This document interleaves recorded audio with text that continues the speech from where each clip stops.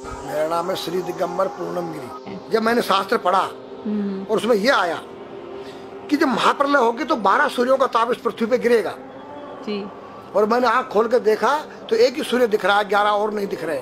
मैंने उनसे तर्क किया कि 12 ही लिखा है, गलत लिखा है कि 12 सूर्यों का ताप पड़ेगा, एक ही सूर्य 12 कहाँ है? तो उन्होंने कहा बेटा ये सत्य लिखा है, जो वर्तमान में हमारा सूर्य का प्रकाश आ रहा है ये केवल 8% आ रहा है। 92% ओजोन परत पर रुक जा रहा है, जो अल्ट्रावायलेट किरणें जिसको कहते हैं। ओके। यहाँ केवल 8 आ रहा है विटामिन डी को लेकर, रेडियम से युक्त होकर। जब ओजोन परत फट जाएगा, टूट जाएगा तो 12 96 डिग्री जब तापमान आएगा तो 12 सूर्यों का ताप पड़ेगा। ये पूरी पृथ्वी आग का गोला बन जाएगी। नागा का स्वरूप है जी, ये महादेव का स्वरूप है जी, एक बालक का स्वरूप है जी। बालक में क्या चीज नहीं होती है?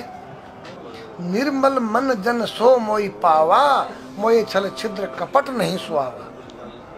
तो बच्चे के दिल के अंदर न काम है, न क्रोध है, न लोभ है, न मोह है, न मद है। वो नंगा किसी तेरी गोद में बैठ जाए, नंगा उसकी गोद में बैठ जाए।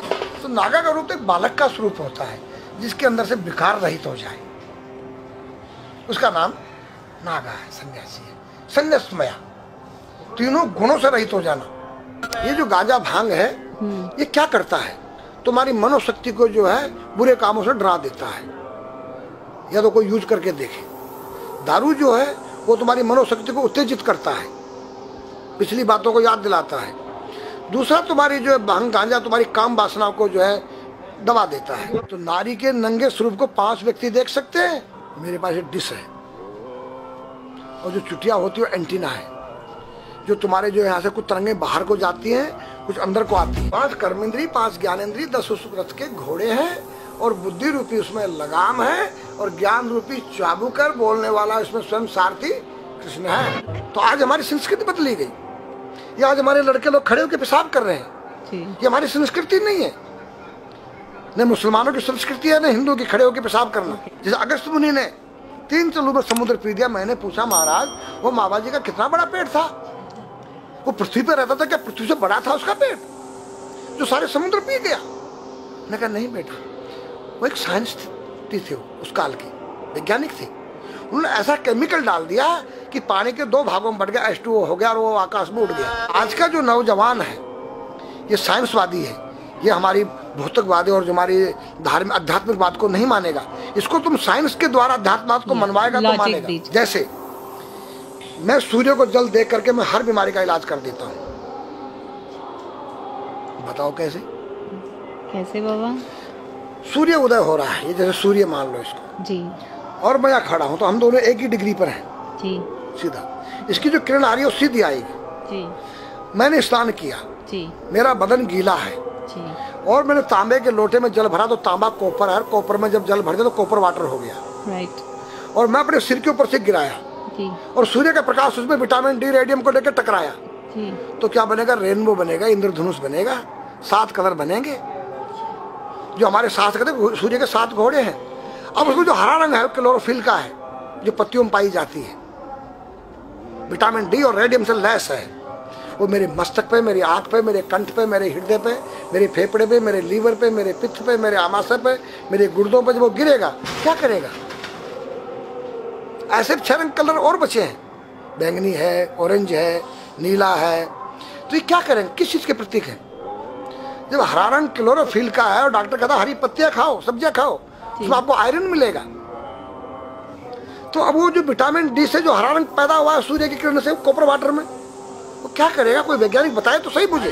एक अमेरिका का चेला है, एक रूस का है, वो मेरे भक्त बने हुए हैं। हरिद्वार में क्या वो कोई जल दे रहा होगा सूर्य को, वो भी अपने ऐसे फेंक रहा है, मैं बैठा देख रहा हूँ ये क्या कर रहा है। मैंने उसको बुलाया तो मैंने यही फार्मूला उसको समझाया। वो मेरा शिष्य बनेगा। बोला ओ ये तो साइंस। मस्तिष्क पर तिलक क्यों लगाते हो इस जगह पर? पहले लगता है पीला, फिर लगता है लाल, फिर लगता है सफेद। 3 कलर क्यों लगते हैं? काला क्यों नहीं लगता? चौराहे पे 3 बत्तियां हैं जी, देखा होगा जी। लाल क्यों है? फॉर डेंजर, स्टॉप, खतरा है, या डेंजर, खड़े हो जाओ, खतरा है जी। पीला देखो, चलना नहीं है, हाँ, देखो, रेडी रहो, देखो। और सफेद चल सफेद सफेद तो यहाँ है उसमें ना, हाँ चावल लगा रखे हैं ना मेरे हाँ सफेद, हाँ वहाँ हरा है। वहाँ हरा है, रेडी टू गो। गो या हरा गो है, जी। नहीं सफेद। अगर युद्ध हो रहा है, गोलियां चल रही है, सफेद झंडा लहरा दिया जाए, पीस, शांति का प्रतीक है। चावल ठंडा होता है। और हमारी यहाँ पर सुषुम्ना नाम की नाड़ी है, जी।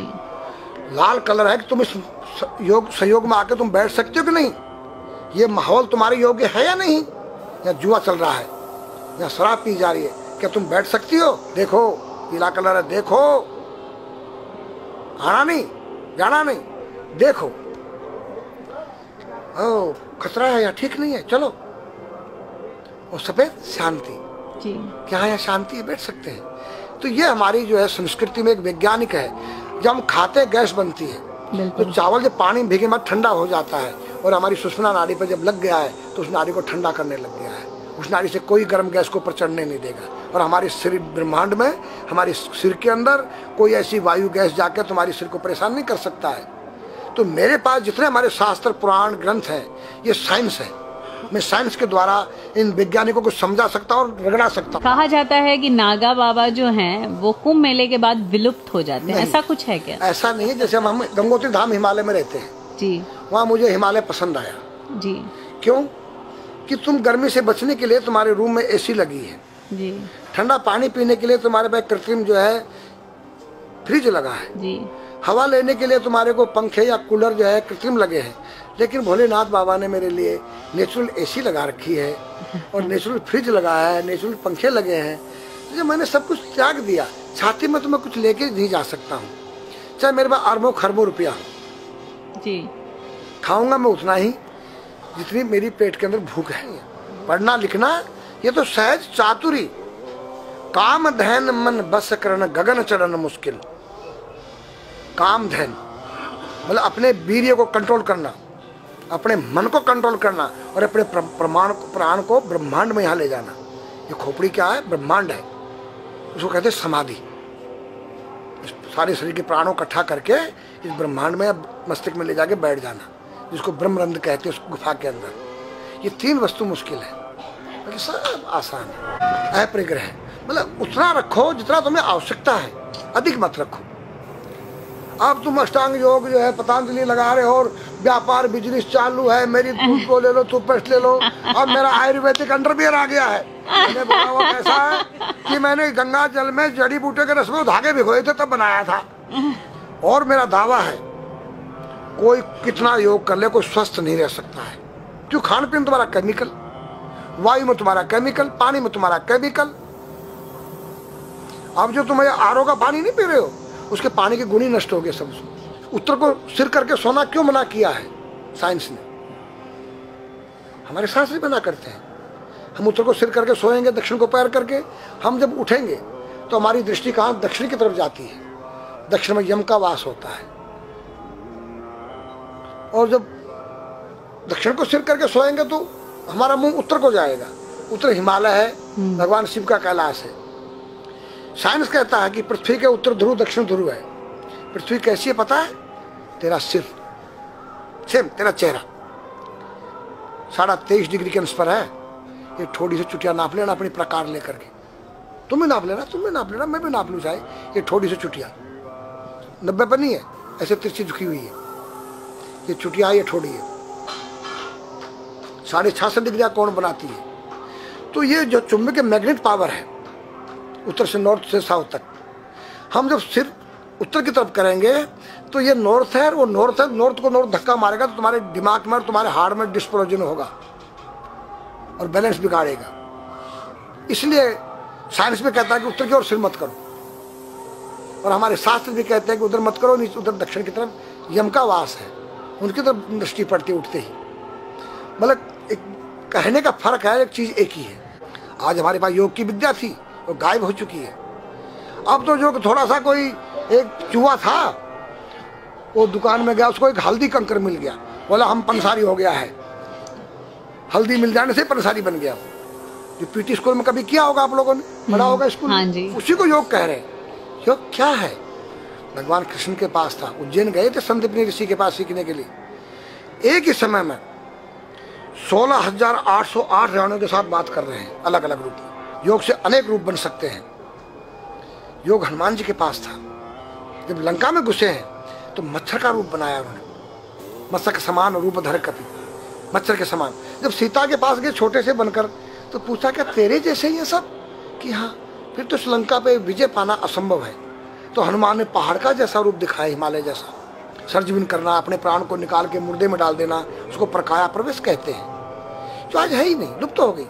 जो जानता है किसी को बताता नहीं है। अगर उसका कोई शिष्य है उसको बताना चाहो, उसको जिज्ञासा नहीं उस शिष्य को सीखने के लिए।